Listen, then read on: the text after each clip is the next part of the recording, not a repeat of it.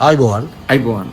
ඔබතුමා මේ ළඟ මාස දෙකක් ඇතුළත මේ දෙවෙනි පාර තමයි ලංකාවට පැමිණියේ. මේ පාර ඇවිල්ලා තියෙන්නේ ලොකු තෑග්ගක් කරලා ලංකාවේ තරුණයන්ට. මං හිතන්නේ විදේශ රැකියා ගොඩක් තියෙන ඔබතුමා ගෙනල්ලා අලුතෙන් මේ කියන්නේ ප්‍රථම වතාවට ලංකාවෙන් ඒ වගේ රැකියාවලට යන්න පුළුවන් මේ තරුණයන්ට. කොහොමද ඒ ව්‍යාපෘතිය ක්‍රියාත්මක වන්නේ පොඩ්ඩක් පැහැදිලි කිරීමක් කළොත්? ඇත්තටම මල්ලි මම ගොඩක් ජනතාව දන්නේ මගේ ප්‍රේක්ෂකයෝ දන්නේ සැලකිය යුතු පිරිසක් ඉන්නවා Facebook වල නැගන්නා රථය මිල ගණන් සහ අනිත් වාහනවල සත්‍ය මිල ගණන් ඉදිරිපත් කිරීමෙනුයි ජනතාව ගොඩක් දන්නේ.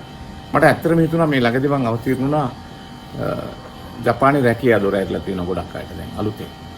ඒ නිසා මට හිතුණා මගේ හිතවත් එක්ක ආරාධනා කරලා මේ රැකියා ප්‍රශ්නය ගැන කතා කරමු කියලා. එතකොට මට ඇත්තටම මම රජයත් සමග කතා කරා මං අවිවාදයෙන් ස්තුතිවන්ත වෙන්න ඕනේ මේ ආණ්ඩුවට සැලකිය යුතු ප්‍රතිචාරයක් ආණ්ඩුව දක්වුවා. ඒ ආකාරයෙන් මම ඒ විදිහට මං ජපානයේ මට දන්න හිතවත් ජපාන් කම්පැනිස් සමග කතා කරලා දැන් අවුරුදු 20ක මං ජපානයේ මගේ අත්දැකීමුත් එක්ක ඒ අයත් එක්ක තියෙන හිතවත්කම් එක්ක මං මගේ යෝජනාව රටේ අදහස කිව්වා. ඊට පස්සේ ඇත්තටම සැලකිය යුතු මේ රැකියා ප්‍රමාණයක් මට ලැබුණා.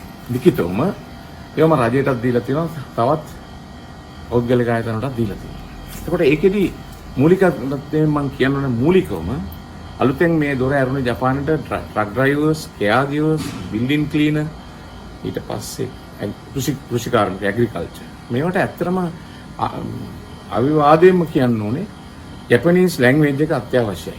ඒ කියන්නේ JFD N4 හෝ N5 කියන එක පාස් වෙන්න ඕනේ. මේක අපරිම යන්නේ මාස 6ක් යයි.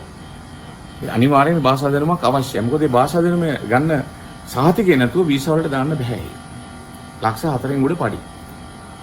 අවිවාදයෙන් පටන් ගන්න 3මාරෙන් 4. අපි දීලා තියෙන ජොබ් ඕඩර්ස් වල පැහැදිලිව පෙන්නලා තියෙනවා වෙන ගන්න. එතකොට මේක පුහුණු කිරීම තමයි පුහුණු ශ්‍රමිකයන් නැති එක තමයි අපේ රටේ තියෙන ප්‍රශ්නේ. අනිත් රටවල තියෙන ජොබ් බැංක් වගේ හදලා. මට මතකයි 1981 මම කාර්මික විද්‍යාලවල ඉන්නකොට වර්ල්ඩ් බැංක් ප්‍රොජෙක්ට් එකක් තිබුණා. හැම කෙනෙකුටම ඇඩ්වාන්ස් වල දක්වා ඉගෙන ගන්න අයට විශ්වවිද්‍යාලවල බැරි අයට කාර්මික විද්‍යාලවල ඉගෙනනවා වෘත්තීය පුහුණු ආයතනයේ CITP කියලා. ළමයෙකුට රුපියල් 50ක් ගෙවුවා මාස 3යි ප්‍රැක්ටිකල් උදේවරු හවස්වරු තියරි වගේ ආදි වශයෙන් උගන්වලා ආයුධ කට්ටලයකුත් දුන්නා සහතිකයකුත් එක්ක. හැබැයි එදා ඒව තිබ්බේ මිනිස්සු හයි এডুকেෂන් ටෙක්නිකල් කොලෙජ් කියන එක යටතේ. එතකොට ඒවායින් ඉගෙන ගත්ත කට්ටිය මං හිතන්නේ අද කොහෙවත් නැහැ. ගොඩාක් ඉහළ ආයතන වල ගිහිල්ලා තියෙන පිටරට කිසි කෙනෙක් නැහැ ලංකාවේ. ඒගොල්ලෝ ගොඩක් දුන්නා. එහෙනම් මම කියන්නේ අතිගරු ජනාධිපතිතුමා ගොඩක් උනන්දු වෙන මිනිස්සුන්ට උදව් කරා. අපිට ගමේ කඩියක් හම්බෙලා තියෙනවා. අලුත් ආණ්ඩුවක් තියෙනවා. මම යෝජනා කරන්නේ. අපිට තියෙන වෘත්ති පුහුණු ආයතන කීපයක් අදී NAB කියයි ආජීවගත මණ්ඩල කියලා ඒ වගේම මේවා කරොත් මේක මාස 6ක් ඇතුළත ඒක මාස 9කදී ස්ථාවරව මේ වෘත්ති පුහුණුවත් තරම් භාෂා දැනුමක් තරම් උනන්දුණු තරුණයෙකුට අවුරුදු 21 ඉඳලා අවුරුදු 45 වෙනකම් මේ වගේ රැකියාවලට එන්න ඉස්රායලුත් මම දන්නවා රැකියාවල් වගේක් තියෙනවා. ලක්ෂ 7 දක්වා පෙදරේරු බාබෙන්ඩින් ෂටරින් බාස්ලා ඒගොල්ලෝ ගොඩක් යන්න පුළුවන් අවුරුදු 45 වෙනකම්. ඒ නිසා මගේ ඩෑම සාර්ථක වෙවි කියලා මම හිතනවා. රටක් වෙනුවෙන් අවුරුදු 4 උඩින් මම කිව්වේ ගෙදරකින් කෙනෙක් විදේශගත විය යුතුමයි කියලා. මමත් ව්‍යාපාර නවත්තලා මෙහි ලංකාවේ අමාරු නිසා විදේශගතුන් නැ තමයි මගේත් මගේ ව්‍යාපාරය දැන් කාලේ ඉවරයි.